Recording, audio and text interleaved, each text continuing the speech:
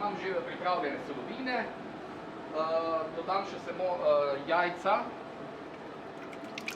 jajca, vodo. Dodam jajca.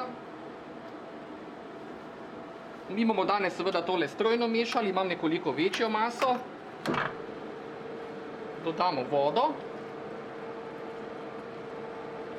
In zamesimo testo. Seveda doma si lahko pomagamo, da zamesimo testo bodisi z roko, s kuhalnico, lahko pa tudi z električnim stepalnikom, z spiralnimi metlicami. Mesimo tako dolgo, da testo postane gladko. Sedaj, ko se bo do surovine med seboj pomešali, moka in voda, jajce, bomo še potem seveda dodali rum. Rum pri krofih je zelo pomemben, to pa zaradi tega, ker preprečuje preveliko vpijanje maščobe. To pomeni, da krofi niso tako masni.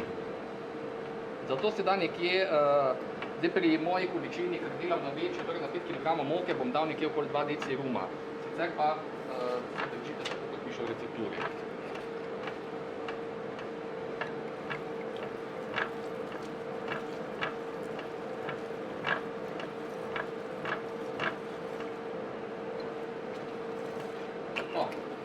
Vodo dolivamo po potrebi, to pa je odvisno od kvalitete moke, kakšno moko imamo. Jaz sem danes naredil z navadno moko TIT 500, to pomeni to, kar dobimo na prodajnih policah. Je seveda moka nekoliko slabše kvalitete, sicer pa se lahko poslužujete tudi pripravljenih mok za krofe, torej moke za kvašeno testo za potico krofe. Taka moka je bistveno kvalitetnejša. In seveda temu primerno tudi je vpijanje nekoliko večje.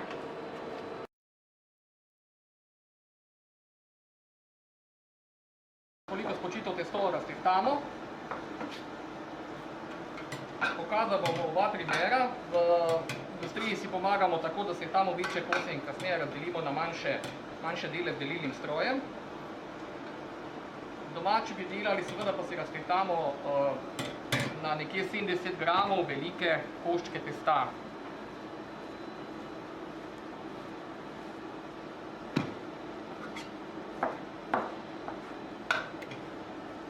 Tako celotno testo razdelili.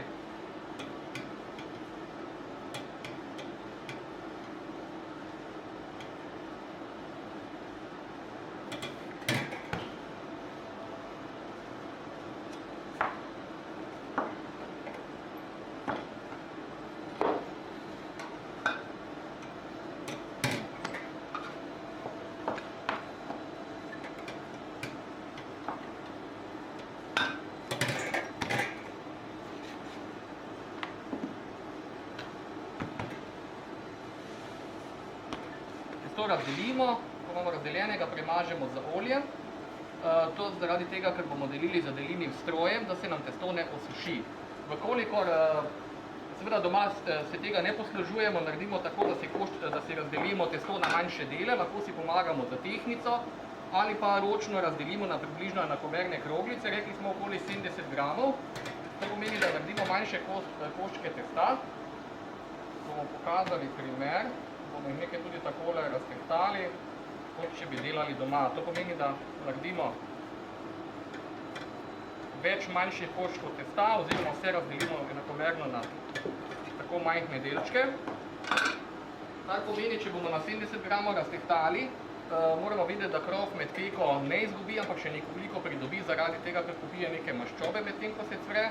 In pa na koncu še dodamo nekje 25 do 30 gramov marmelade. To pomeni, da je naš končni izdelek potem težek 100 gramov. Torej, če si ročno razdelimo, zaokroglimo v manjše krofeke in si pomagamo na tak način.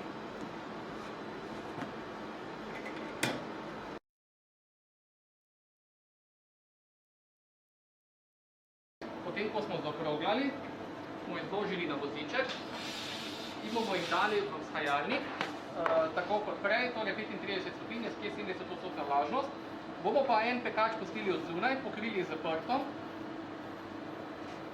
tako kot bi seveda doma počeli, pokrili z prtom, da se torej ne naredi preveč skorjice in pustili v prostoru na toplem lepo vzhaja. Po nekje 30 minutah vzamemo krofe iz hajalnika, vzhajali smo na 30-35 stopinj Celzija, pa nekje 65% vlažnost. Vidimo, da so lepo rahli, da je volumen narasel. Če za primerjavo pogledamo, ene krofe smo rekli, smo pustili od zunaj, tako kot boste počeli doma, so krofe, ki seveda še bistveno manjši, ampak prav tako lepo vzhajajo, imajo rahlo skorjico, seveda ti bodo pa še dodatne pol ure potrebovali, da se bo volumen še torej približal nekje tako velik, kot so tile.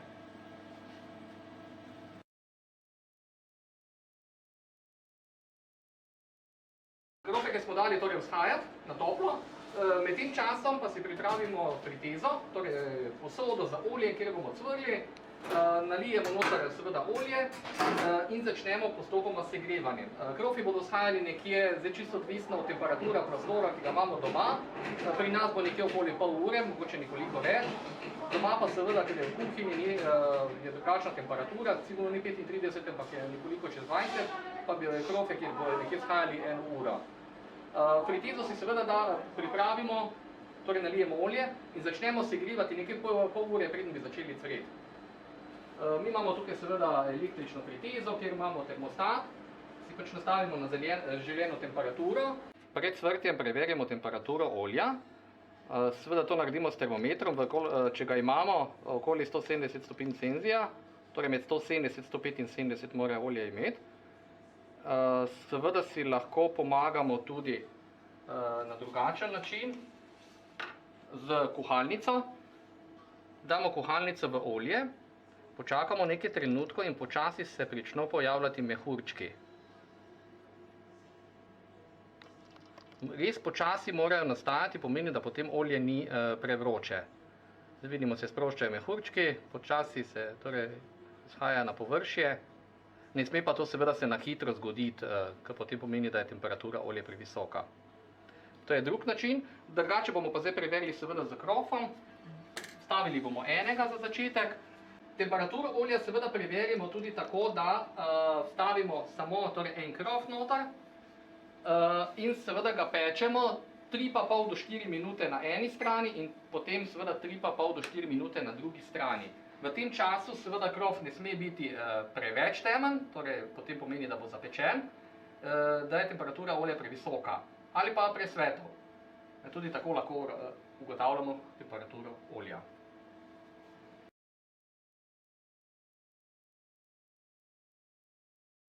Po 3,5 minuta, zdaj smo imeli 4 minutke, krof obrnemo, vidimo in se peče še na drugi strani 4 minute. Vidimo, da ima lepo zlato-rumeno barvo, da ni preveč zapečen, olje rahlo cvrči, to pomeni, da je torej temperatura olja ustrezna.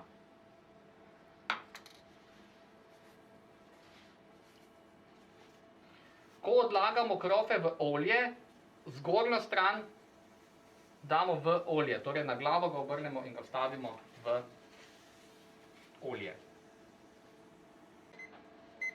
Tako, krofek je pečen, obrnemo in vstavimo nove. Spet smo rekli na glavo, ne? Torej, zgornji del mora biti potopljen v olje. Tako, in ponovno seveda pečemo, 3,5, pravzaprav rekli smo 4 minute, do lepe zlato-rumene barve.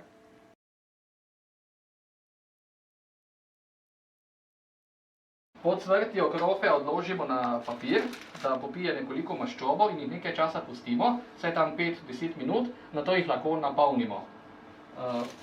Z polnilko, marmelado, ponavadi je to marelična marmelada, drugače pa seveda lahko pač po želji, katera nam je pač bolj všeč.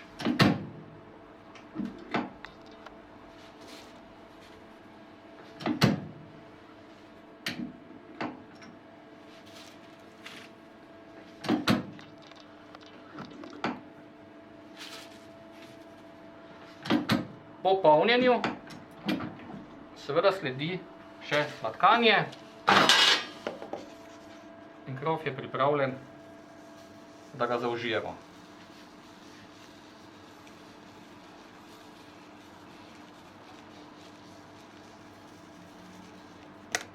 Tako, odvrtek.